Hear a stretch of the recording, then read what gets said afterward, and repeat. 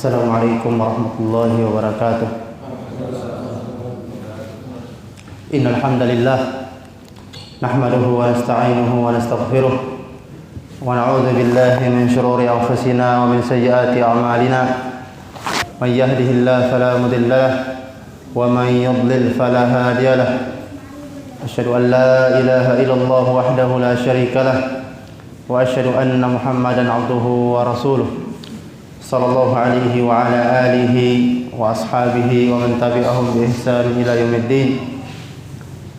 Qala Allah 'azza wa jalla fi kitabihil karim, ya ayyuhalladzina amanu taqullaha haqqa tuqatih wa la tamutunna illa wa antum muslimun. Ya ayyuhan nasu ittaqu rabbakumul ladzi khalaqakum min nafsin wahidah wa khalaqa minha zawjaha wa batha minhuma rijalan katsiran wa nisaa'a. واتقوا الله الذي تساءلون به والأرحام إن الله كان عليكم رقيبا. أما بعد إخواني في الدين وأخواتي في الله rahimakumullah.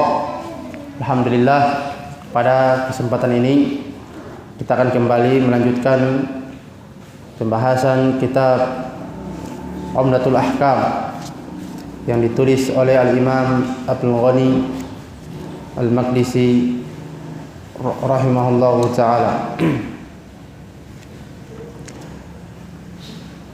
Kita masih pada kitab At-Taharah dan sudah selesai pada pembahasan tentang Al-Mas Al-Khuffain, itu mengusap khuf. Itu pembahasan terakhir ya. Sekarang kita akan masuk pada pembahasan bab selanjutnya.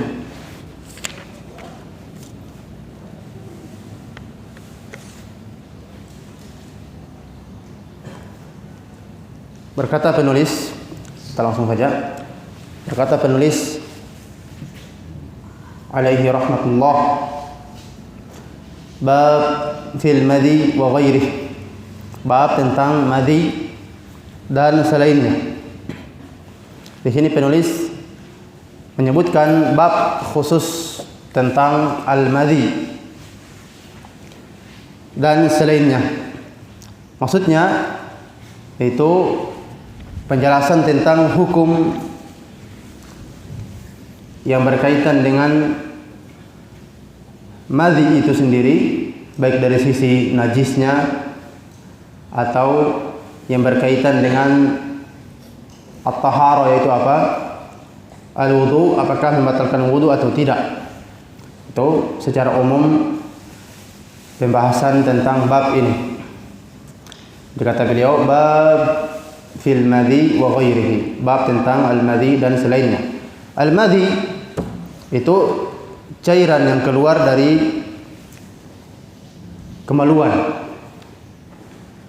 baik itu laki-laki ataupun perempuan. Ketika syahwat seorang itu naik, syahwat seorang itu naik. Jadi keluar cairan ketika naik syahwat seseorang, itu namanya madhi. Namanya apa? Madhi. Jadi keluar begitu saja tanpa merasa lelah. Yang intinya madhi keluar saat apa? Saat naiknya syahwat seseorang. Itu intinya. Kita baca hadis yang pertama. Hadis yang ke-23. Berkata penulis rahimahullahu taala, an Ali bin Abi Thalib radhiyallahu anhu qala, kuntu rajulan madza'a fastahyaitu an as'ala Rasulullah sallallahu alaihi wa ala alihi wa sallam lima kanat ibnatihi minni fa amartu al-Miqdad ibn al-Aswad fasa'alah faqala yaghsil dhakarahu wa yatawadda. Wa lil Bukhari igsil dhakarak wa tawadda, wa li Muslim tawadda wandah farjak. Dari sahabat yang mulia itu Ali ibn Abi Thalib radhiyallahu anhu, Beliau berkata, saya adalah seorang laki-laki yang sering mengeluarkan madhi. Sering mengeluarkan apa? Madhi. Jadi Ali bin Abi Thalib, beliau mengatakan apa? Bahwasanya beliau itu sering keluar madhi. Sering keluar madhi. Kata beliau, maka saya pun malu bertanya kepada Rasulullah SAW. Maksudnya beliau malu bertanya langsung kepada Rasulullah SAW tentang keadaannya. Kenapa? Kata beliau, limakani ibnatihi minni. Karena kedudukan anaknya terhadapku. Karena putri Rasulullah SAW adalah istrinya Fatimah. Fatimah adalah istri dari Ali bin Abi Thalib yang merupakan putri Rasulullah SAW. Jadi beliau malu bertanya langsung kepada siapa? Kepada ayahnya, ayah dari istrinya. Ini juga sebagaimana atau sebagai penghormatan beliau kepada Nabi SAW, pemuliaan beliau kepada Nabi SAW. Kata beliau, maka saya pun memerintahkan Miqdad ibn al-Aswad. Miqdad ibn al-Aswad ini diantaranya atau diantara sahabat karib dari Ali bin Abi Thalib, teman dekatnya, sahabat dekatnya. Lalu beliau pun bertanya, yaitu Miqdad bertanya kepada siapa? Kepada Nabi. Beliau bertanya kepada Nabi. Faqal, maka Nabi pun menjawab ketika dilayangkan pertanyaan tersebut, yaghsil dzakarahu wa yatawadda. Hendaklah dia mencuci kemaluannya dan dia berwudu. Dalam riwayat Bukhari dengan lafaz ighsil dzakarak wa tawadda. Cucilah kemaluanmu dan berwudulah. Dalam riwayat Muslim situ tawadda wandah farjak. Berwudulah dan cucilah kemaluanmu. Jadi hadis ini itu hadis Ali bin Abi Thalib radhiyallahu anhu. Di sini menyebutkan tentang madhi. Madhi sudah berlalu tadi penjelasannya. Dan sekarang kita sebutkan perkara-perkara yang berkaitan dengan al-madhi. Masalah yang pertama yang berkaitan tentang al-madhi itu hukum al-madhi terkait najis atau tidaknya. Terkait apa? Najis atau tidaknya. Ya, apakah madhi itu najis atau tidak? Di sini para ulama itu berbeda pendapat. Berbeda pendapat dan mayoritas ulama bahkan sebagian ulama menukil kesepakatan. Ada khilaf dari sebagian ulama, cuma sebagian ulama tidak menganggap khilaf tersebut. Tidak menganggap khilaf tersebut. Oleh karena itu sebagian ulama seperti Al-Imam An-Nawawi dan selainnya menukil kesepakatan bahwasanya para ulama sepakat bahwasanya madhi itu adalah apa? Najis. Madhi adalah najis. Ini pendapat jumhur ulama atau bahkan dinukil oleh sebagian ulama, yaitu apa? Kesepakatan. Oleh karena itu berkata Al-Imam An-Nawawi, ajma'atil ummah ala najasatil madhi wal wadi. Umat Islam, ulamanya telah sepakat atas apa? Atas najisnya al-madhi, dari najis. Dalilnya apa? Dalilnya jelas, itu hadis, di antaranya hadis Ali bin Abi Thalib yang kita tadi sudah berlalu pembacaannya. Kenapa? Sisi pendalilannya di situ Rasulullah SAW memerintahkan apa? Memerintahkan Ali bin Abi Thalib untuk mencucinya. Dan perintah mencuci di sini itu menunjukkan kalau sesuatu yang dicuci itu adalah apa? Adalah najis. Adalah najis. Itu sisi pendalilan dari hadis yang kita baca. Itu masalah pertama terkait apa? Terkait dengan al-madhi. Kemudian masalah berikutnya, masalah yang kedua. Apakah madhi itu membatalkan wudu? Al-madhi membatalkan wudu?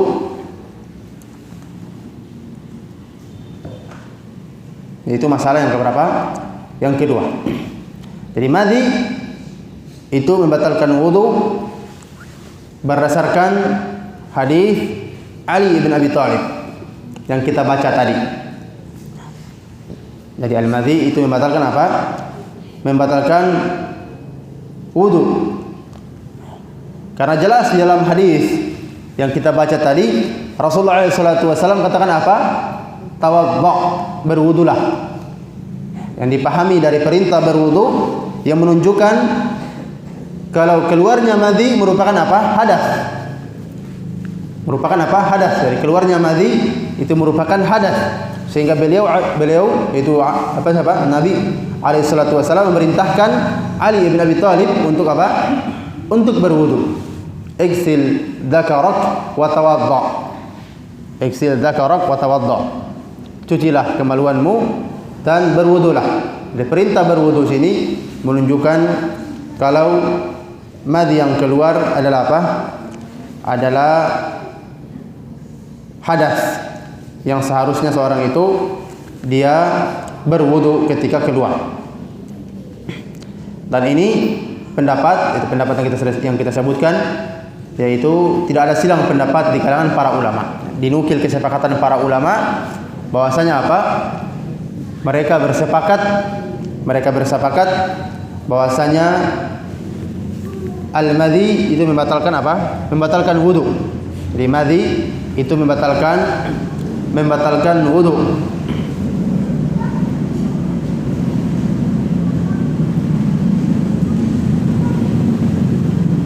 Masalah berikutnya.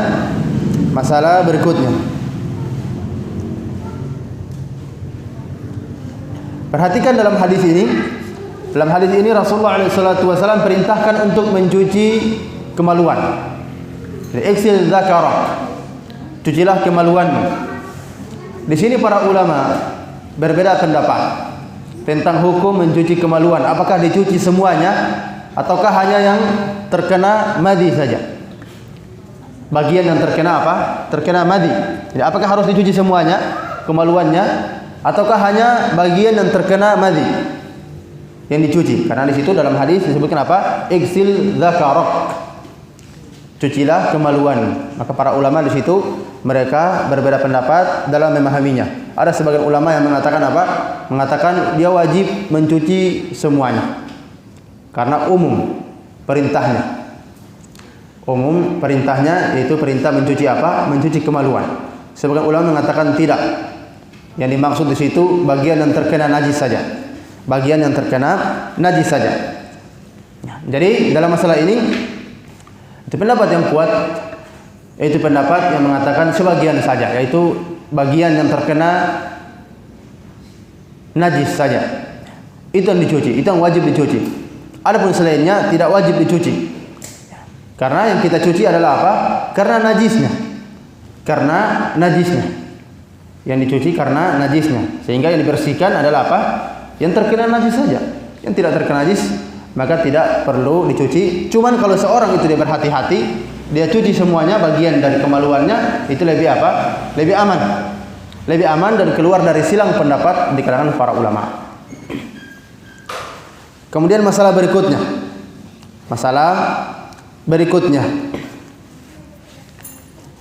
Jika madhi itu mengenai pakaian. Ini madhi mengenai apa? Mengenai pakaian yang kita pakai. Mengenai pakaian yang kita pakai. Apakah harus dicuci ataukah cukup kita memercikkan dengan air tempat yang terkena najis tersebut? Di sini para ulama mereka ada dua pendapat tentang hal tersebut. Apakah harus dicuci juga sebagaimana kita mencuci kemaluan? Sebagaimana tadi masalah yang sebelumnya kita harus mencuci apa? Mencuci kemaluan yang terkena madhi tersebut. Sekarang masalah yang berikutnya ini pakaian, bukan kemaluannya ya. Karena yang di dalam hadis itu perintahnya mencuci apa? Mencuci kemaluan, bukan mencuci pakaian. Nah, sekarang kita masalahnya apa? Masalah lain lagi. Itu masalah pakaian yang terkena madhi tadi. Misalnya celananya terkena madhi. Apakah harus dicuci juga atau cukup baginya untuk memercikkan air? Di sini para ulama berbeda pendapat. Ada yang mengatakan dia wajib juga mencuci. Wajib juga apa? Mencucinya sebagaimana kita mencuci kemaluan. Dan sebagian ulama mengatakan tidak cukup, maksudnya tidak wajib harus mencucinya, namun cukup dengan memercikkan apa? Memercikkan air. Kenapa? Dalilnya karena telah datang dalam sebagian hadis, itu hadis Sahal Ibn Hunayf radhiyallahu anhu, beliau bertanya kepada Nabi alaihi salatu wasallam tentang madhi yang mengenai bajunya. Madhi yang mengenai apa? Bajunya. Kata beliau, "Kaifa asna fi thawbi?" Apa yang akan aku lakukan pada bajuku? Maksudnya bajunya yang terkena apa? Baju yang terkena madhi tersebut. Madhi tersebut. Maka Rasulullah SAW ketika itu beliau menjawab apa? Yakfik an ta'khudha kafan min ma fatandah bihi cukup bagimu untuk mengambil segenggam air, mengambil saja dengan telapak tangan air sedikit. Kemudian kata Rasulullah SAW, fatandah bih, engkau percikkan. Engkau apa? Engkau percikkan. Jadi cukup dipercikkan menurut apa? Hadis yang mulia ini. Fatandah bihi thawbak haitsu tara annahu qad asaba min. Jadi cukup bagimu untuk memercikkan pakaianmu, bajumu itu kapan engkau lihat engkau sudah mengenainya. Maksudnya mengenai apa? Tempat yang terkena tadi. Jadi cukup. Hadisnya diriwayatkan oleh Imam Abu Daud, Imam Ahmad dan selainnya dengan sanad yang hasan. Jadi ini pendapat yang kuat. Pendapat yang kuat yaitu tidak apa? Tidak perlu dicuci. Tapi perlu dipercik, tapi cukup dengan apa? Dengan dipercikkan air itu sudah mencukupi. Yang penting kita sudah yakin atau persangkaan kuat kita sudah mengenai tempat yang terkena madhi tersebut, maka ini sudah apa? Ini sudah cukup. Dipahami? Itu sudah cukup. Jadi itu pembahasan tentang masalah al-madhi. Tentang masalah al-madhi. Di sana juga ada pembahasan al-wadi. Di sini penulis tidak sebutkan. Di al-wadi itu terjadi silang pendapat di kalangan para ulama. Namun pendapat yang kuat hukumnya sama dengan hukum al-madhi. Hukumnya sama dengan hukum al-wadi. Al-wadi itu cairan yang keluar atau yang biasa keluar setelah seorang itu buang air kecil. Ini pada umumnya, seorang setelah buang air kecil ada cairan bening yang keluar agak lengket, itu namanya apa? Wadi. Cairan bening kemudian agak lengket, biasa keluar setelah apa? Seorang buang air kecil. Setelah buang air kecil, biasa beberapa saat kemudian ada keluar. Ini sebagian orang, kadang tidak semua orang keluar. Jadi apa? Keluar cairan tersebut. Jadi ini juga apa? Hukumnya najis. Hukumnya najis, bahkan Al-Imam An-Nawawi menukil kesepakatan para ulama. Kalau najisnya sama. Kalau najisnya sama dengan apa? Sama dengan al-madhi. Imam An-Nawawi menukil apa? Kesepakatan para ulama tentang apa? Tentang najisnya. Adapun apakah membatalkan wudu atau tidak? Apakah membatalkan wudu atau tidak? Itu wadi tadi membatalkan wudu atau tidak? Maka di sini mayoritas ulama yang di dalamnya para imam yang 4 itu mereka berpendapat membatalkan wudu juga. Membatalkan apa? Wudu juga. Kenapa? Karena wadi itu dia keluar dari salah satu dua jalan yang sebagaimana telah berlalu pembahasannya. Kita sebutkan pada pembahasan yang lalu bahwasanya di antara pembatal wudu apa? Keluarnya salah satu atau sesuatu dari dua jalan. Keluarnya sesuatu dari apa? Dua jalan. Ini di antara pembatal-pembatal wudu. Pembatal-pembatal wudu. Kemudian masalah berikutnya, jadi kita sudah selesai kayaknya tentang pembahasan masalah al-madhi. Kita baca hadis yang berikutnya. Baca hadis yang berikutnya.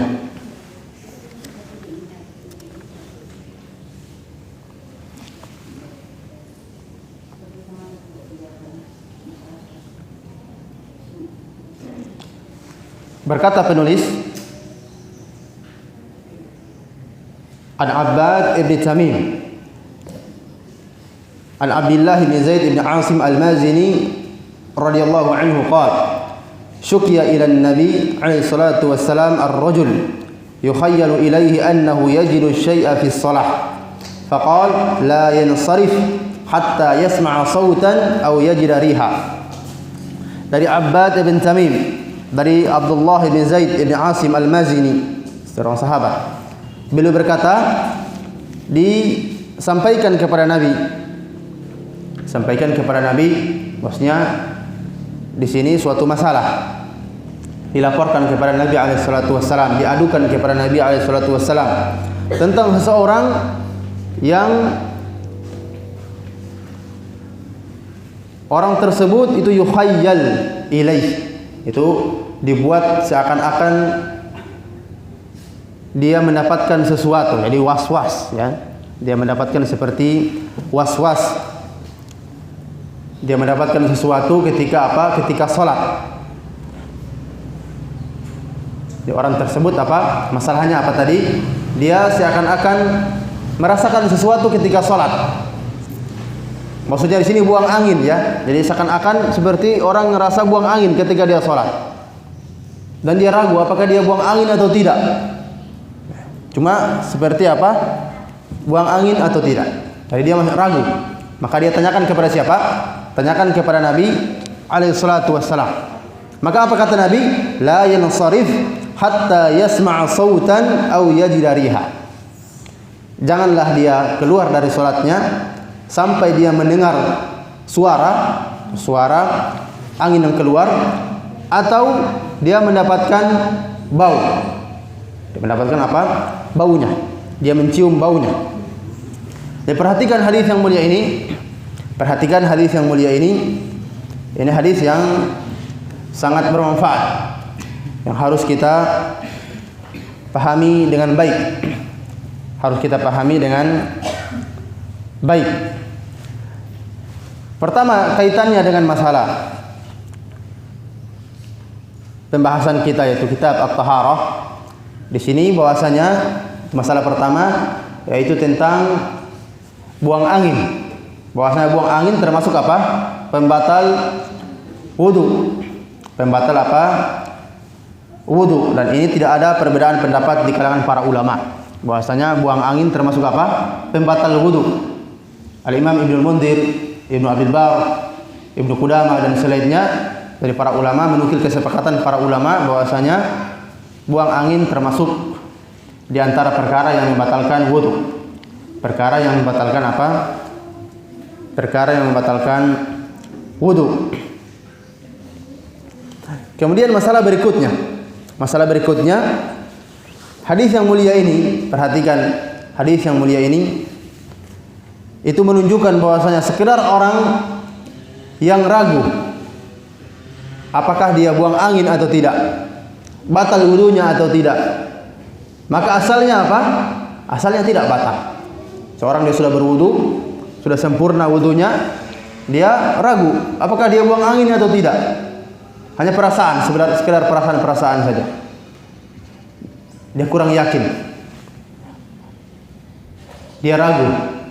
Maka seperti ini apa? Asalnya dia tetap dalam keadaan suci. Asalnya dia tetap dalam keadaan suci. Asalnya dia tetap dalam keadaan suci.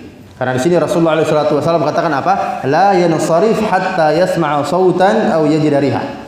Janganlah dia keluar dari salatnya, membatalkan salatnya sampai dia mendengar suara buang angin atau dia mendapatkan, mencium baunya. Yang dimaksud di sini, maksudnya ketika seorang itu dia yakin, benar-benar dia sudah buang angin. Jadi kalau kapan seorang itu dia sudah yakin atau persangkaan kuatnya dia buang angin, maka apa? Di sini dia sudah berhadas. Jadi kalau dia sholat artinya dia sudah batal. Harus dia berwudu apa? Berwudu kembali. Jadi bukan maksudnya di sini harus benar-benar seorang itu dengar suara atau dia mencium bau. Bukan maksudnya demikian. Hadisnya ini harus dipahami dengan baik ya.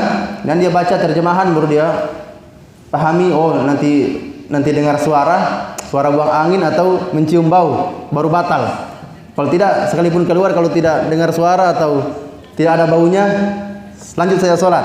Ini pemahaman yang keliru. Al-Imam An-Nawawi rahimahullah ta'ala menukil kesepakatan para ulama. Yang dimaksud dengan hadis ini maksudnya kapan seorang itu dia yakin bahwasanya dirinya sudah buang angin, sekalipun tidak ada suara dan sekalipun dia tidak mencium bau, maka sudah apa? Sudah batal wudunya, dan kalau dia sementara sholat batal juga sholatnya. Itu maksudnya di sini. Rasulullah SAW sebutkan demikian karena ini yang pada umumnya ya. Pada umumnya demikian. Kalau buang angin itu ada suara dan ada apa? Ada bau. Cuman kalau sekalipun tidak ada suara dan tidak ada bau, tapi kalau seorang dia sudah persangkaan kuatnya dia rasa memang dia keluar, maka di sini dia harus batalkan sholatnya dan dia berwudu kembali dan kembali sholat. Dipahami? Jadi jangan baca terjemahan kemudian dia artikan sendiri, dia pahami sendiri. Oh nanti dengar suara atau ada baunya. Dia sholat sudah keluar sesuatu karena dia tidak dengar suaranya atau karena tidak ada baunya, sudah lanjut sholat terus. Ini apa? Batal sholatnya. Kapan dia diberitahu, dia harus ulangi sholatnya. Karena dia sholat dalam keadaan tidak bersuci. Ya, sholat dalam keadaan berhadas. Ini sangat penting ya, sangat penting. Seorang kalau dia sudah yakin bahwasanya dia keluar, harus dia apa? Harus dia batalkan sholatnya. Kemudian hadis yang mulia ini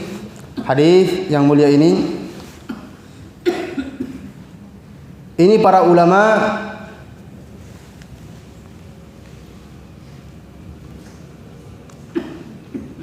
mengambil faedah darinya. Itu suatu kaidah yang sangat mulia. Itu kaidah yang berbunyi al-aslu baqa'u ma kana ala ma kana. Al-aslu baqa'u ma kana ala ma kana. Bahwasanya hukum asal sesuatu itu dia tetap pada keadaan sebelumnya. Tetap apa? Pada keadaan sebelumnya. Jadi, hukum asal sesuatu itu dia apa? Tetap berada pada keadaan sebelumnya. Tidak berubah-ubah sampai datang petunjuk kuat kalau dia sudah berubah. Misalnya di sini tadi contohnya sebagaimana dalam hadis, seorang ketika dia sudah berwudu sempurna, kemudian dia ketika sholat dia ragu, apakah batal wudunya atau tidak? Maka asalnya apa? Kalau dia ragu, kembali ke hukum asalnya. Hukum asalnya dia apa? Dia suci, dia sudah berwudu tadi. Misalnya tadi waktu zuhur, dia sudah berwudu sebelum zuhur, atau ketika azan dia berwudu. Sudah berwudu selesai, sempurna. Kemudian dia masuk sholat zuhur. Tiba-tiba di pertengahan sholat dia seperti perasaan ada buang angin. Dia ragu, apakah benar dia buang angin atau tidak? Asalnya apa?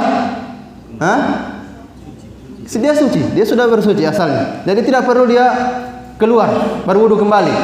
Tidak perlu, dia teruskan sholatnya sampai datang perkara yang meyakinkan kalau dia sudah batal. Kalau dia sudah apa? Dia sudah batal. Jadi ini kaidah yang mulia dan penerapannya sangat banyak.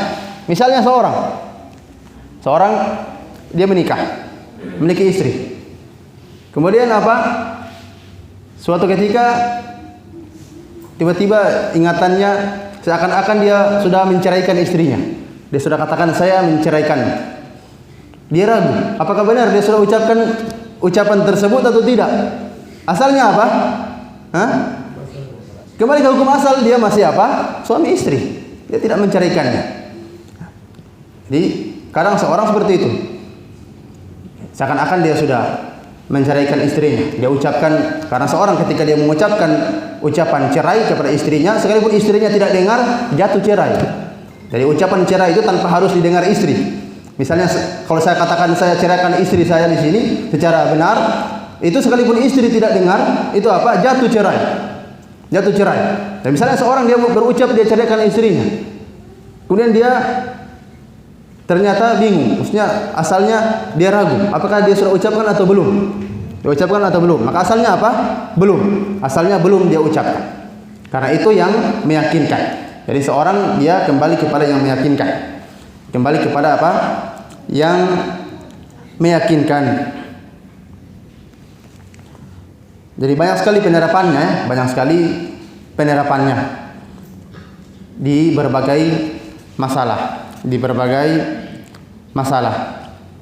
Seperti juga orang sholat, ini masuk juga dalam pembahasan orang yang dia sholat kemudian dia ragu sudah berapa rakaat, maka dia kembali kepada yang meyakinkan, yang asalnya yang meyakinkan. Kembali apa? Pada perkara yang meyakinkan dirinya. Nah, misalnya dia sholat, dia lupa apakah sudah dua rakaat atau 3 rakaat, maka dia kembali kepada yang meyakinkan. Apa meyakinkan? 2 rakaat, karena dia ragunya di mana? Yang 3. Dia ragu yang ketiga. Apakah sudah 2 atau 3? Jadi yang meragukan apa? Yang 3. Yang 2 yang meyakinkan. Jadi dia bangun 2 rakaat.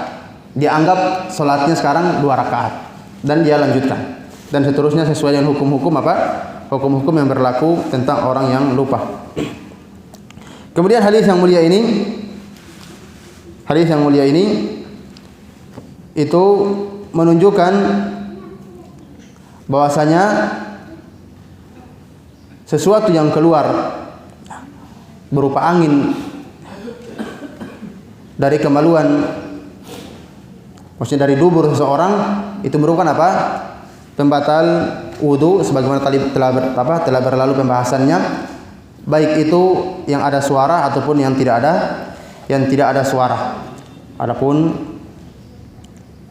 sebagaimana tadi telah berlalu pembahasannya. Kita lanjutkan lagi hadis yang berikutnya. Hadis yang ke-25.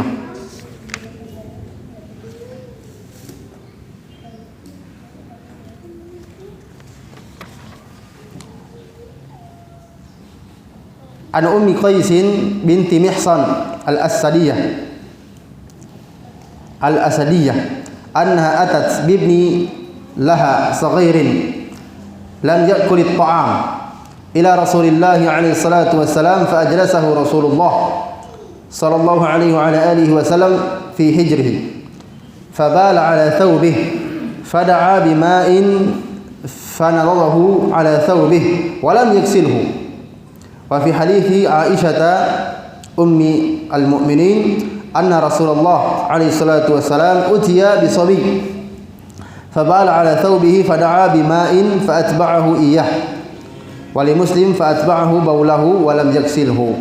Dari Ummu Qais bintu Mihsan al-Asadiyah, beliau bahwasanya membawa anaknya yang masih kecil, maksudnya masih bayi, yang belum makan makanan, maksudnya masih apa? Masih makanannya itu masih ASI. Membawanya kepada Rasulullah alaihi salatu wassalam. Lalu Rasulullah pun alaihi salatu wassalam menundukkan di pangkuannya. Ternyata anak tersebut itu buang air kecil, kencing di pakaian Rasulullah alaihi salatu wassalam. Jadi anak kecil tadi, anak bayi tadi itu kencing. Maka Rasulullah alaihi salatu wassalam itu meminta air, lalu beliau memercikkan ke pakaiannya dan beliau tidak mencucinya. Beliau tidak apa? Tidak mencucinya. Dalam hadis Aisyah Ummul Mukminin radhiyallahu anha bahwasanya Rasulullah alaihi salatu wassalam itu di bawah atau didatangkan kepadanya seorang bayi lalu bayi tersebut buang air kecil di bajunya. Maksudnya buang air kecil lalu mengenai apa? Mengenai bajunya. Maka Rasulullah SAW meminta air, lalu beliau pun memercikkan air tersebut ke tempat yang terkena kencingnya. Dalam riwayat Muslim, fa'atba'ahu baulahu wa lam yaksilhu. Beliau pun memercikkan mengenakan apa? Air tersebut, memercikkan air tersebut ke kencingnya. Bekas yang terkena apa? Kencing si bayi tersebut, dan beliau tidak mencucinya. Beliau tidak mencucinya. Hadis yang mulia ini di sini ada beberapa hukum.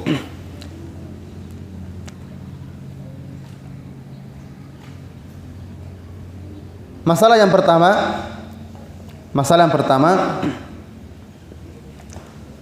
hukum kencing anak yang masih menyusui. Hukum kencing anak yang masih menyusui. Ammatul ulama.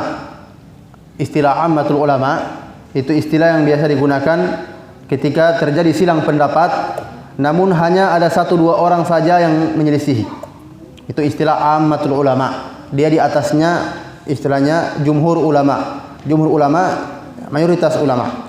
Tapi ammatul ulama itu istilah yang biasa digunakan apa? Ketika terjadi perselisihan pendapat di kalangan para ulama, namun yang menyelisihi itu hanya 1, 2, 3 orang saja. Jadi ammatul ulama, bahkan Al-Imam An-Nawawi menukil kesepakatan mereka itu bahwasanya kencing anak yang masih menyusui itu adalah apa? Najis hukumnya. Jadi dia najis. Hukumnya apa? Najis. Hukumnya najis. Baik itu laki-laki ataupun perempuan. Jadi bayi laki-laki ataupun bayi perempuan. Jadi kencingnya najis. Baik itu bayi laki-laki ataupun bayi perempuan yang masih menyusui. Jadi mereka hanya terjadi silang pendapat pada masalah kaifiyat, itu cara mensucikannya. Jadi para ulama atau hampir semua ulama itu berpendapat bahwasanya kencing anak bayi itu apa? Najis. Kencing anak bayi itu najis. Namun mereka hanya berbeda pendapat dari sisi apa?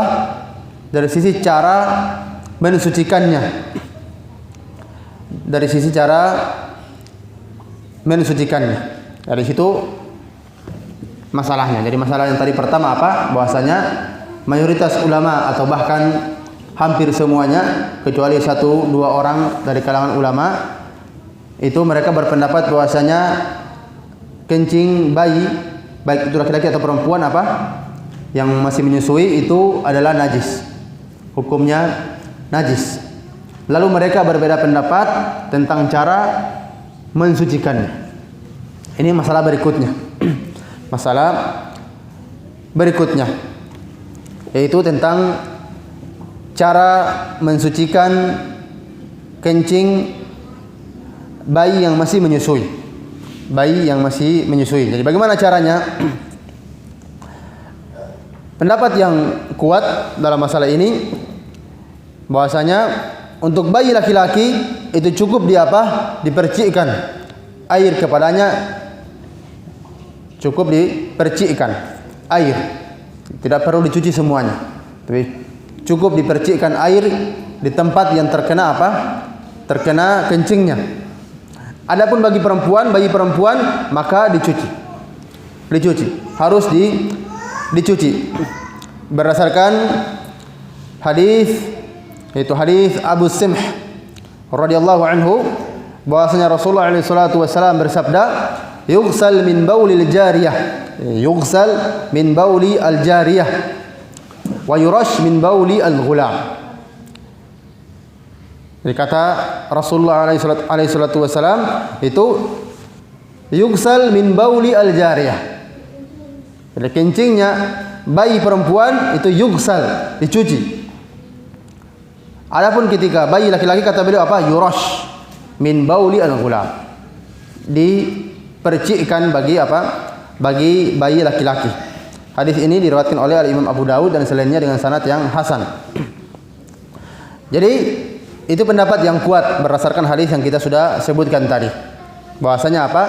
Bahwasanya bagi bayi laki-laki itu cukup dipercikkan, itu sudah menghilangkan najisnya. Sedangkan bagi bayi perempuan itu apa? Harus dicuci. Harus dicuci. Masalah berikutnya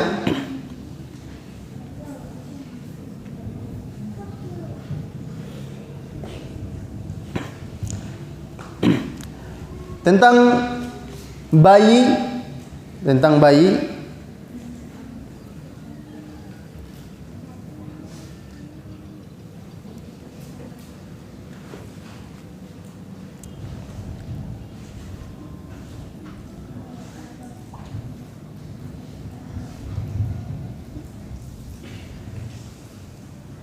Jadi perhatikan di sini tentang bayi yang belum makan makanan tambahan. Jadi dia masih apa? Masih makanannya adalah ASI. Masih ASI. Jadi bayi yang masih ASI makanannya, makanan pokoknya itu apa? Masih ASI. Di sini Al-Imam An-Nawawi kata beliau, ketika seorang bayi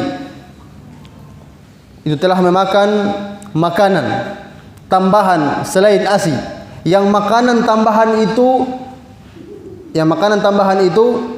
juga sudah sebagai takdhiyah, kebutuhan gizinya setiap hari. Kebutuhan apa? Kebutuhan gizinya setiap hari selain ASI. Jadi sudah seperti makanan pokoknya selain apa? Selain ASI. Maka yang seperti ini, baik itu bayi laki-laki ataupun bayi perempuan, wajib di apa? Wajib dicuci, tanpa ada silang pendapat di kalangan para ulama. Jadi kalau sudah ada makanan tambahan, dan makanan tambahan tersebut sudah menjadi makanan pokoknya yang dia mengambil gizi darinya, maka di sini apa?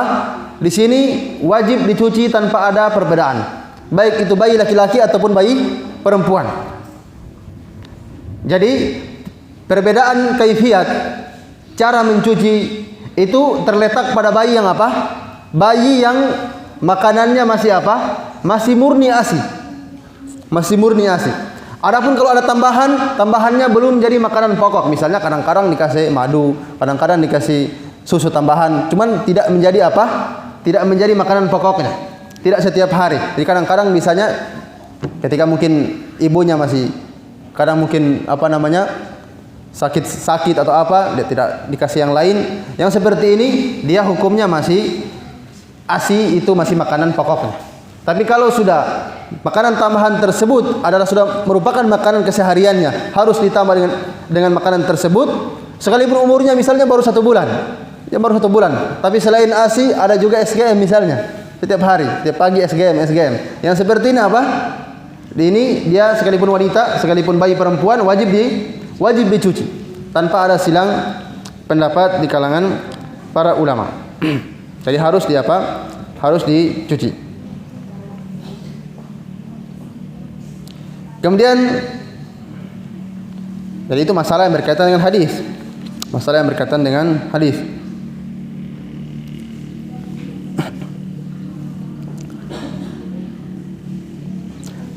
Perhatikan di sini ada faedah. Sebagian ulama mereka berdalil dengan hadis ini, berdalil dengan hadis yang kita baca tadi, itu tentang bolehnya bertabarruk kepada orang-orang mulia, selain Nabi alaihi salatu wassalam. Jadi mereka berdalil di sini ketika seorang ibu membawa anaknya kepada Nabi,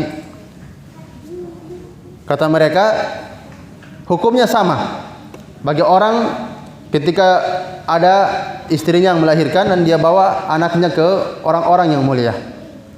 Orang-orang yang mulia, orang-orang yang agamanya bagus, dibawa di situ agar supaya didoakan dan yang semisalnya. Jadi mereka berkata di sini bolehnya kita mengambil berkah dari mereka. Namun ini pendapat yang tidak kuat. Bahwasanya hal tersebut mengambil berkah dari orang-orang soleh itu hanya khusus bagi Nabi alaihissalatu wassalam.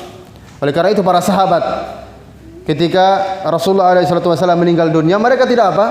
Tidak mengerjakan hal tersebut.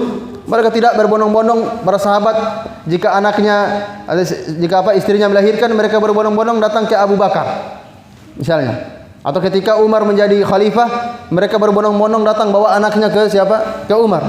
Tidak ada seperti ini. Jadi ini apa? Ini bukan perkara yang dianjurkan. Cuma kalau bertepatan saja, seorang dia ziarah di situ atau bertepatan lewat, bertepatan singgah, boleh saja diminta doakan dan yang semisalnya. Adapun kita menjadikan itu kekhususan yang kita setiap kali melahirkan kita datangi rumahnya, datang di situ untuk mengambil berkah atau untuk didoakan, maka ini bukan perkara yang disunahkan. Oleh karena itu para sahabat mereka tidak apa? Tidak mengerjakannya dan tidak mendatangi para sahabat yang lebih utama dari mereka. Para sahabat yang lebih utama dari mereka.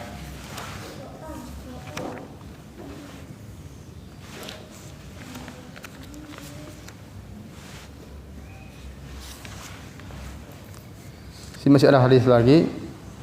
Mungkin kita cukupkan sampai sini. Tanya jawab saja ya.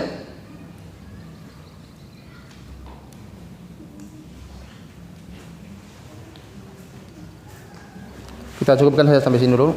Insyaallah kita akan lanjutkan lagi pada pekan selanjutnya. Oh, pekan selanjutnya ya. Masih apa?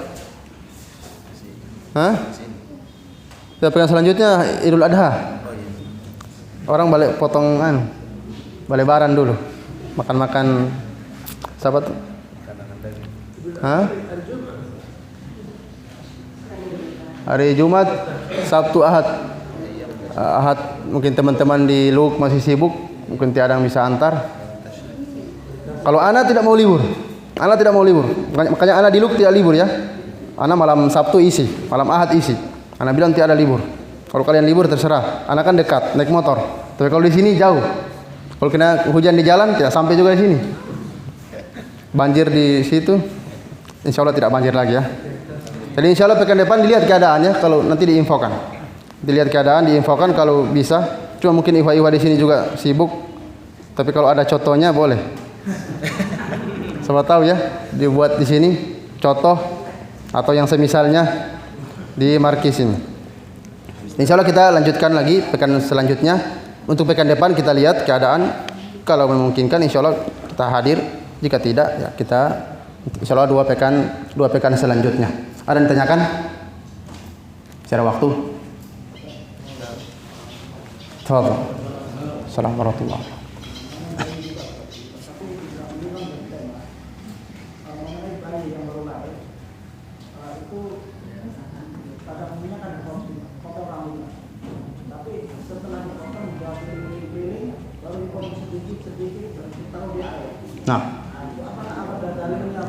Nah, jadi masalah bayi yang dipotong rambutnya dengan cara yang disebutkan tadi potong sedikit, kemudian ditaruh di air dan yang semisalnya itu tidak ada sunnahnya. Ini bukan perkara yang disyariatkan di dalam Islam. Di dalam Islam itu bayi yang baru lahir pada hari ke-7 itu disyariatkan diantaranya itu akikah dan dibarengi juga dicukur rambutnya. Dicukur. Jadi bukan hanya sekedar digunting saja, kasih tipis, bukan dicukur. Dicukur gundul. Dicukur gundul ya. Jadi bukan digunting seperti sebagian orang, dia gunting 1-2 lembar saja. 1-2 lembar atau digunting pendek. Dicukur semuanya sampai bersih. Jadi rambut yang dia bawa dari lahir dicukur, tidak mengapa. Tidak apa-apa. Tidak, insya Allah tidak melukai. Ya, kemarin anak kami, alhamdulillah dicukur, anak cukur sendiri dengan istri, cukur sampai bersih. Jadi cukur tidak mengapa ya, dicukur dan itu faedahnya agar supaya hilang kotoran-kotoran di kepalanya yang ketika dia baru lahir membawanya. Jadi rambut yang awalnya dia dari lahir itu sudah dihilangkan, kemudian tumbuh yang baru. Jadi itu yang disunahkan. Disunahkan apa? Dicukur habis pada hari ke-7 bersamaan dengan mengakikahnya. Nah,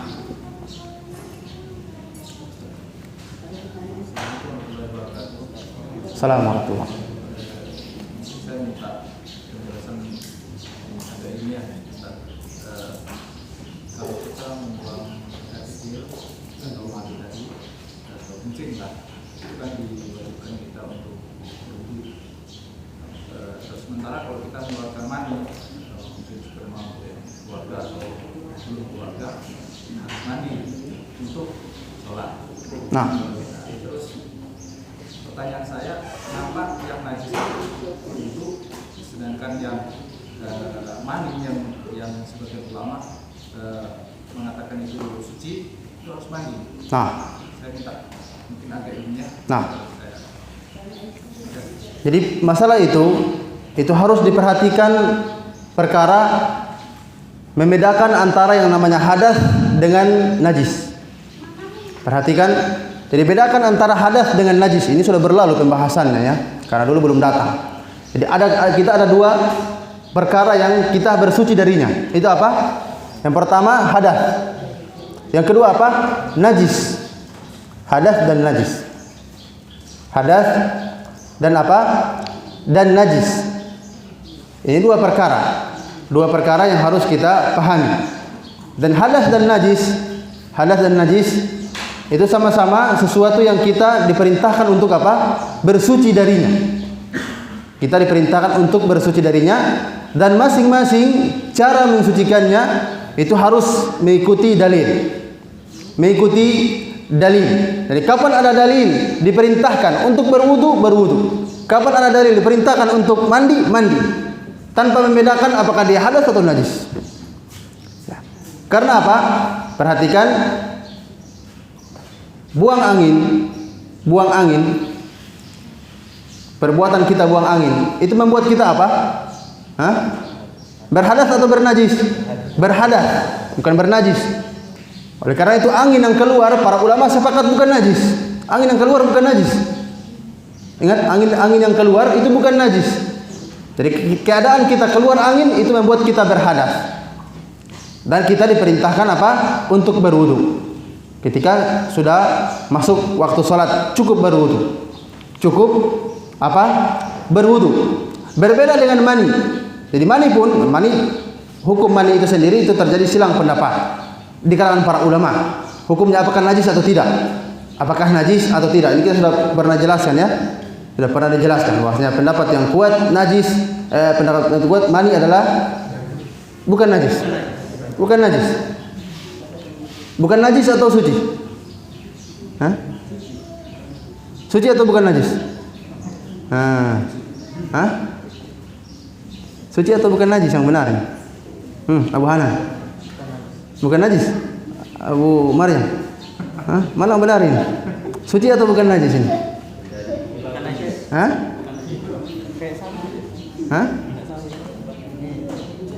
Sama saja, suci dan bukan najis.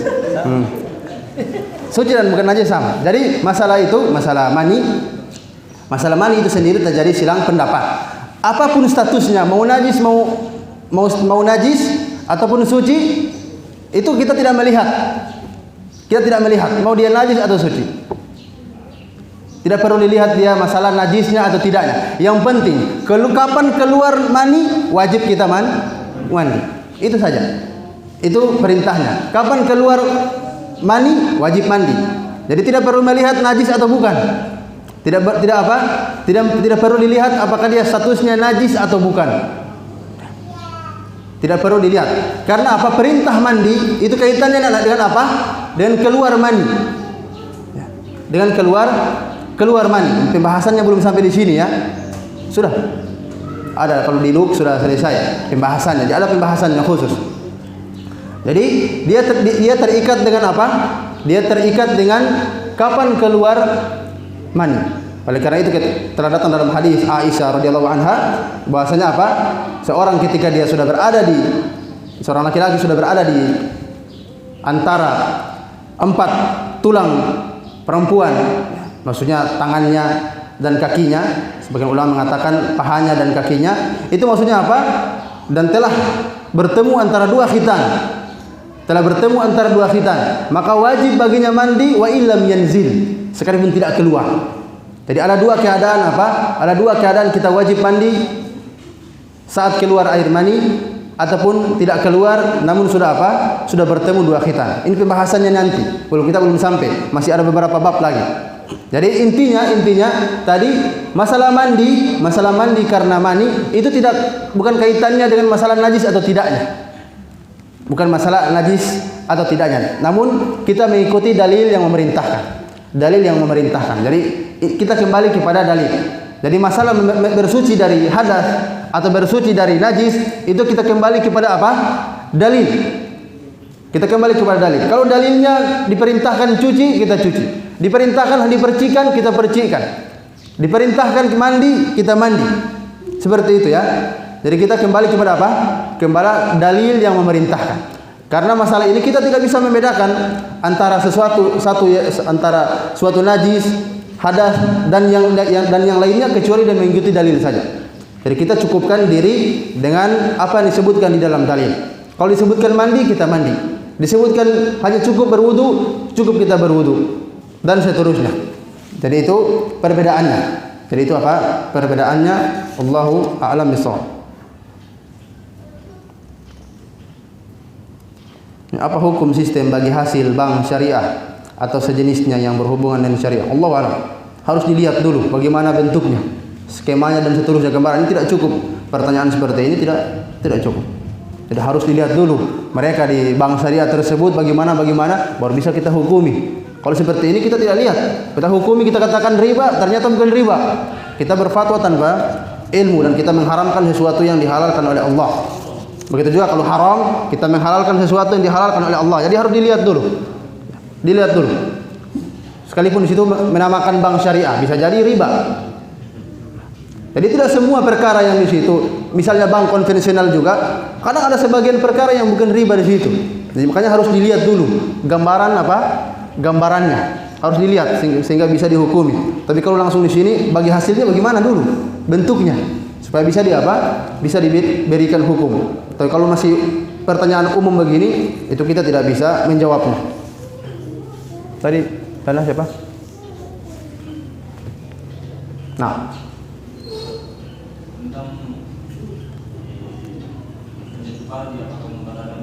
kenapa? Nah, masalah menyentuh kemaluan ini kita sudah sebutkan pada pembahasan sebelumnya. Apakah membatalkan wudu atau tidak? Di sini para ulama berbeda pendapat. Ada beberapa pendapat. Ada yang mengatakan membatalkan wudu, ada yang mengatakan tidak membatalkan wudu. Ada yang mengatakan kalau dipegang dengan syahwat membatalkan wudu, tapi kalau dipegang dengan bukan syahwat tidak membatalkan wudu.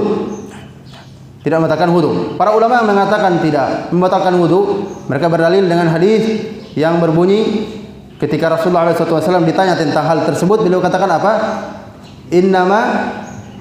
Innama huwa bid'atun mink. Sesungguhnya kemaluan itu hanya bagian dari anggota tubuhmu saja. Jadi sama seperti anggota tubuh yang lain. Kalau dipegang tidak membatalkan wudu, maka kemaluanmu demikian. Namun apa? Para ulama yang mengatakan dia wajib berwudu itu berdalil dengan hadis yang lain juga. Yang berbunyi apa? Man massa farjahu falyatawadda. Barang siapa yang dia menyentuh kemaluannya, maka hendaklah dia apa? Berwudu. Dan para ulama di sini terjadi silang pendapat yang kuat karena mereka berbeda pendapat dalam masalah sahih atau tidaknya hadisnya. Namun kalau dari sisi ilmu hadis dilihat kekuatan hadis-hadisnya, yang lebih kuat itu hadis-hadis yang menunjukkan perintah apa? Berwudu. Perintah berwudu, sehingga yang kami kuatkan yaitu apa? Perintah untuk berwudu. Kecuali kalau seorang dia tidak sengaja memegangnya. Tapi kalau selama dia sengaja memegangnya, maka apa di sini? Sekalipun syahwat atau tidak syahwat, maka apa? Batal wudunya. Dan dia harus berwudu. Dia harus berwudu. Wallahu a'lam bishawab. Nah, membaca doa masuk WC ketika kita sudah berada di dalam WC tersebut karena kita lupa membacanya saat di luar. nah, jadi apa hukumnya kita membaca doa masuk WC ketika kita lupa, ketika kita di luar WC? Jadi kita mengingatnya ketika apa? Kita sudah masuk di WC tersebut. Apakah boleh kita membacanya? Hukumnya boleh. Hukumnya boleh kita membaca di dalam mana? Di dalam WC. Jadi tidak ada larangan. Sebagian ulama memakruhkan, namun pendapat yang kuat yaitu bolehnya karena kita tidak memiliki dalil tentang larangan tersebut. Oleh karena itu sebagian ulama seperti Muhammad ibn Sirin setelah sahih dari beliau, kedua Ibrahim An-Nakhai dan selainnya dari sebagian tabi'in, mereka membolehkan berzikir di dalam kamar mandi, bahkan menjawab salam, bahkan menjawab azan. Nah, Allahu a'lam bishawab. Jadi karena tidak ada larangan yang tegas di dalam Al-Qur'an ataupun dalam sunnah. Hukum asalnya sesuatu itu boleh sampai ada dalil yang melarang. Nah, apalagi kalau kita lupa demikian, berarti itu kita lupa, maka tidak mengapa. Dan yang penting jangan sengaja. Nah, tadi Saya mau nanya soal perkara yang sensitif nih, soal kebiasaan-kebiasaan di desa yang nggak pernah dikerjain oleh Nabi Muhammad. Terus kalau ketika kita diundang oleh acara tersebut, baiknya apakah kita datang untuk menghargai perasaan pengundang atau gimana? jadi masalah tentang perkara-perkara kegiatan-kegiatan yang dilakukan di suatu tempat itu harus dilihat dulu acara-acara yang bagaimana. Karena ada acara yang mubah, sekedar kumpul-kumpul keluarga makan-makan di situ, perkara yang mubah. Jadi dilihat dulu acara apa dulu ya yang dimaksud. Acara apanya? Jadi ini kalau jelas di situ terlarang, mungkin yang dimaksud terlarang. Cuma tidak semua perkara-perkara kumpul-kumpul, perkara yang diada-adakan di masyarakat itu bertentangan dengan syariat. Ada sebagian perkara yang apa? Yang itu adalah hukum asalnya mubah. Hukum asalnya apa? Mubah. Jadi dilihat dulu perkara yang bagaimana. Yasinan begitu. Tahlilan seperti itu. Jadi masalah seperti itu. Adapun kalau yang seperti itu, seperti tahlilan dan yang semisalnya, maka yang seperti ini, seorang muslim ketika dia sudah tahu hukumnya, bahwasanya perkara tersebut itu bukan sesuatu yang disyariatkan. Bukan sesuatu yang disyariatkan. Maka asalnya apa? Asalnya kalau dia tidak mampu menasihati mereka dengan mengucapkan kalimat-kalimat, maka dia tinggalkan. Jangan dia ikut. Dan dia tidak perlu dengan omongan orang-orang, omongan keluarganya. Omongan keluarganya kalau kita tidak ikut nanti mereka berucap demikian. Tidak perlu diladeni. Tidak usah digubris. Cuman kita dan mereka tetap biasa saja. Sekalipun mereka berucap apa saja yang keluar, kita dan mereka seakan-akan tidak terjadi apa-apa. Cuek saja. Jadi kita tidak datang kalau diundang, tidak usah. Dan kita tidak perlu banyak berkomentar juga. Kalau kita banyak berkomentar itu terjadi keributan. Tapi kalau kita sendiri yang menyendiri tidak mau ikut, mereka palingan ngomong-ngomong saja di belakang saja. Dia itu begini, dia itu sudah begini dan seterusnya. Itu saja yang mereka bisa. Dan kita dan mereka tetap menjaga apa? Menjaga adab-adab yang baik dengan mereka. Berinteraksi seperti seakan-akan tidak terjadi apa-apa. Misalnya hari ini tahlilan, kita tidak datang, mereka sudah bicara. Sebentar kita datang gitu. Terus mau, mereka pasti tidak mungkin terus serang di depan kita. Seakan-akan tidak terjadi apa-apa. Biasa saja. Tanya bagaimana kabarnya dan seterusnya, apa yang bisa dilakukan di situ yang tidak ada kaitannya dengan perkara-perkara yang terlarang. Silakan. Jadi jangan seorang itu kapan kita ikut di situ, nanti akan mereka cari jalan untuk agar supaya kita tetap ikut di situ. Apalagi kalau kita di situ sudah ditahu orang yang sudah mengikuti sunnah. Nanti kapan kita ikut, mereka akan berdalil dan perbuatan kita. Kamu katakan tidak boleh begini. Kamu datang makannya makan. Kalau ayamnya makan. Kalau telurnya makan. Kamu katakan bid'ah. Katakan tidak ada sunnahnya, tapi makan makanannya. Nanti mereka akan ngomong-ngomong begitu. Mereka berdalil dan perbuatan kita. Oleh karena itu lebih baik kita apa? Tinggalkan. Kita tinggalkan agar supaya jangan menjadi hujah bagi kita. Jangan menjadi hujah bagi kita. Jadi kita tidak ikut hadir, cuman kita tetap menjaga apa? Muamalah yang baik dengan mereka. Sekalipun mereka sudah berucap-ucap apa saja terserah, tapi kita dengan mereka seperti seakan-akan tidak terjadi apa-apa. Insya Allah di kemudian hari itu pasti ada 1-2 dari keluarga kita yang mendukung kita, atau minimal mereka memberikan kebebasan kepada kita. Silakan, itu minimalnya. Kalau salah satu di antara mereka tidak mau ikut kita, tapi minimalnya mereka akan memberikan kebebasan kepada kita. Oh terserah, ternyata dia sudah memiliki pemahaman yang begitu. Minimal mereka hormati kita, itu minimal. Dan ini kami sudah rasakan, kami sudah demikian juga, sudah pernah mengalami hal yang seperti itu. Dikucilkan sama keluarga, namun kami dengan keluarga tetap biasa sampai mereka memberikan kebebasan dengan sendirinya, dan mereka tidak mau lagi berbicara lagi dengan terhadap apa yang kita lakukan. Bahkan kita lebih mudah lagi mengajak mereka,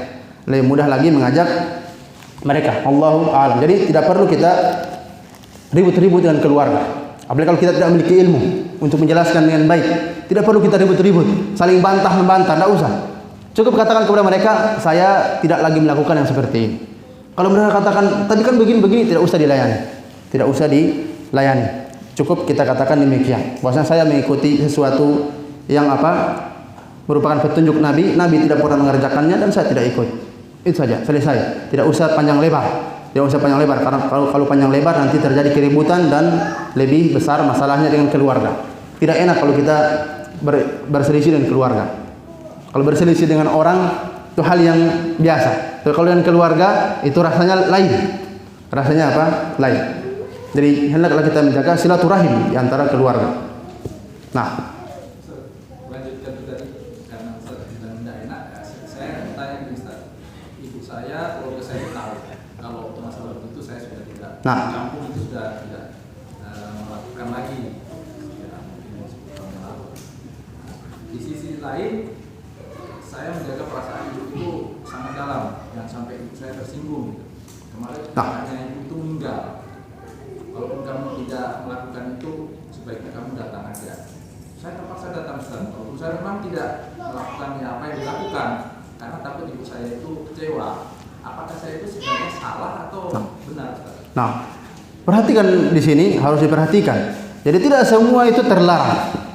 Misalnya kalau orang baru meninggal dunia, keluarga kita sendiri, kita datang di situ, sekalipun mereka sedang berbuat acara, itu kita tidak terlarang. Yang penting kita jangan ikut-ikutan apa yang mereka lakukan. Karena memang itu di antara Di antara sesuatu yang dianjurkan kita datang ke keluarga kita di situ yang sedang berduka.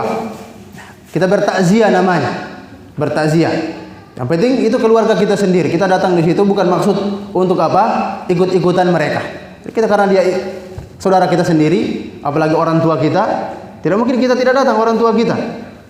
Jadi yang seperti ini itu tidak ada masalah. Tidak ada masalah. Yang penting kita tidak ikut campur dengan urusan-urusan mereka pada acara-acara yang tidak dibenarkan. Nah, pertanyaan tadi tentang perkara yasinan. Kalau yasinan di tempatnya orang lain, kita masih bisa tidak hadir. Kalau kebetulan orang tua yang tapi di dalam yasinan itu yang lain yasinan kita baca kayak surat Al-Kahfi apa? Nah, jadi masalah orang tua kita yang meninggal sendiri atau keluarga dekat yang sangat dekat dengan kita yang meninggal sendiri. Hah? Oh yasinan. Malam Jumat. Nah, masalah di rumah kita. Nah, yang lain kita bisa tinggalkan, maksudnya sudah yasinan di rumah kita. Nah, kalau ada yasinan di rumah kita. Pertama, masalah yasinan itu sesuatu yang tidak ada contohnya. Tidak ada petunjuknya atau di dalam Al-Quran dan di dalam Sunnah. Itu masalah yasinan. Tidak ada. Tidak pernah Rasulullah kerjakan masalah yasinan. Para sahabat tidak pernah yasinan. Apalagi pindah-pindah rumah, ganti-ganti rumah. Setiap malam Jumat. Tidak ada seperti ini para sahabat. Itu yang pertama. Bahwasanya hal-hal yang seperti ini itu sesuatu yang tidak disyariatkan. Kedua, tentang masalah tadi, jika diadakan di rumah, apa yang kita lakukan? Apakah kita ikut di situ membaca Al-Quran sekalipun bukan Yasin yang dibaca, baca Al-Kahfi misalnya atau yang semisalnya. Maka seperti ini kita katakan tidak perlu ikut. Kalau kita baca Al-Kahfi nanti mereka sangka kita baca Yasin. Nanti mereka akan, oh kamu juga sudah baca Yasin. Kamu kenapa tidak datang di rumah fulan? Dia kalau di rumahnya boleh, tapi kalau di rumah orang lain tidak boleh. Nanti mereka akan berkata demikian. Di rumahnya boleh, di rumahnya orang lain tidak boleh. Jadi dia bertentangan pendapatnya. Jadi asalnya kita tinggalkan saja. Tidak usah ikut gabung. Biar saja kita di kamar atau di mana baca sesuatu yang bermanfaat. Baca sesuatu yang bermanfaat. Tidak usah ikut-ikut kumpul-kumpul di situ. Gabung-gabung di situ. Sekalipun kita membaca surat Al-Kahfi. Jadi tidak perlu. Seorang harus dia berpegang kuat. Tidak perlu dia ragu dengan ucapan orang. Kalau kita ragu, kapan kita mengamalkan sunnah? Kapan kita mengamalkan sunnah kalau kita ragu? Tidak perlu. Tidak perlu seorang itu dia ragu ketika dia mengamalkan sunnah. Insya Allah seorang dia tegar dan berdoa kepada Allah, Allah akan berikan kekuatan hati kepada kita dan mungkin salah satu di antara mereka mendapatkan hidayah dari Allah Subhanahu wa taala. Betapa banyak orang yang menjadi pembenci kita justru mereka dari penolong kita, menjadi orang-orang dekat dengan kita. Ya. Jadi jangan seorang itu dia takut, dia khawatir akan dirinya. Itu masih perkara yang hanya menyangkut perasaan saja. Belum terjadi sesuatu yang besar. Baru perasaan. Perasaan itu harus ditinggalkan, dilawan. Jangan kita terlalu ikut perasaan tersebut. Ya, jadi tidak usah ikut ya. Tidak usah ikut dan kita lakukan hal yang bermanfaat lainnya. Kalau memang baca Al-Kahfi ya di dalam kamar saja. Atau di ruangan yang tidak sama-sama dengan mereka. Yang tidak sama-sama dengan mereka. Atau katakan saya ada kesibukan lain. Saya ada kesibukan lain. Dan seterusnya. Sampai suatu saat yang mereka akan paham sendiri. Oh ternyata kita sudah berbeda dengan mereka dari apa? Masalah amaliyah.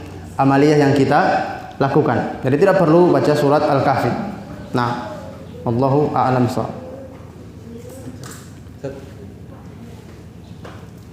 Kalau lanjutan yang tadi, kalau misalnya kan acara kajian kan ada makanan. Nah, kita tidak datang ke Ustaz, tapi biasa itu kalau di desa-desa diantar makanannya. Nah, kira-kira bagaimana kalau boleh kita makan atau tidak?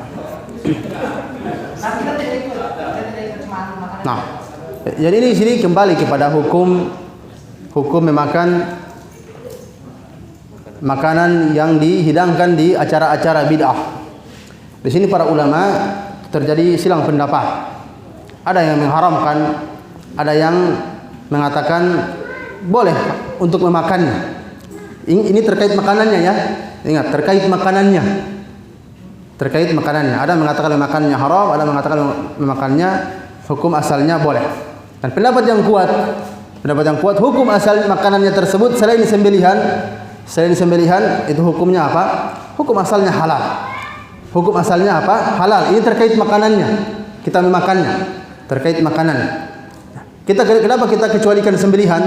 Karena ditakutkan ternyata sembelihannya itu bukan disembelih karena Allah. Apalagi kalau kaitannya dengan acara kematian. Ditakutkan dia sembelih karena orang mati tadi. Sekalipun dibaca bismillah, tetap dihukumi bukan sesuatu yang disembelih karena Allah. Kalau dia persembahkan untuk orang yang meninggal dunia. Yang sebagian masyarakat demikian, mereka bersembelih ayam misalnya, ayamnya untuk orang mati. Ini kami dapati sendiri di kampung-kampung ya. Di mereka sebelum acara tersebut mereka potong ayamnya, niatnya itu untuk orang yang mati. Yang seperti ini tidak halal. Tidak halal dagingnya. Tadi yang seperti ini tidak halal dagingnya. Jadi kita tinggalkan yang seperti ini. Tapi kalau makanan yang selain itu, hukum asalnya apa? Halal. Ikan dan yang semisalnya hukum asalnya halal. Ini terkait hukum memakan makanannya. Adapun terkait hukum kita memakannya, maksudnya kita apakah ketika sudah datang kita makan atau tidak? Padahal makanannya halal, maka di sini lihat keadaan. Kita lihat situasi. Kalau kita misalnya bukan orang yang terkenal, hanya orang di situ, orang biasa saja. Tapi kita alhamdulillah sudah kenal sunnah. Bukan yang seperti ini bisa saja kita makan saja. Tapi kalau di situ kita seorang yang dikenal, misalnya seorang memang yang ditokohkan kita, seorang tokoh, atau misalnya kita minimal orang yang dikenal di situ, dikenal kita sudah berbeda dengan mereka. sudah memiliki pemahaman yang sendiri, yang berbeda dengan mereka. Dan kita dikenal adalah orang yang sering mengajak orang lain juga, sekalipun bukan ustaz dan semisal. Yang penting dia sudah dikenal di situ orang tokoh lah, dianggap tokoh yang memiliki pemahaman demikian. Maka seperti ini bagusnya jangan dia makan, jangan dia terima. Kenapa? Kapan dia makan, kapan dia terima akan dijadikan dalil atasnya. Kamu katakan haram, kamu katakan bid'ah, sekarang kamu ambil dan kamu makan. Jadikan apa? Dijadikan dalil. Dijadikan apa? Dalil untuk menyerang kita. Jadi kalau kita adalah orang-orang yang sudah terkenal di kampung, orang-orang misalnya kita adalah tokoh atau sesuatu yang misalnya kita dikenal di kampung itu, bagusnya jangan dimakan. Jangan dimakan agar supaya jangan menjadi hujah atas kita bagi mereka. Tapi kalau kita misalnya baru biasa, tidak terlalu dikenal di kampung situ, makan saja. Karena hukum asalnya halal. Makan saja karena tidak berpengaruh. Kita makan atau tidak makan, kalau tidak makan rugi juga. Kalau tidak makan karena tidak berpengaruh. Tapi kalau kita berpengaruh, di situ ditakutkan apa? Mereka akan menjadikan hujah. Mereka akan mengatakan kalian mengatakan bid'ah, kalian mengatakan haram, tapi kalian makan makanannya. Itu nanti akan kita berhadapan dengan seperti ini. Jadi itu masalah apa? Masalah tadi hukumnya. Allahu a'lam bishawab.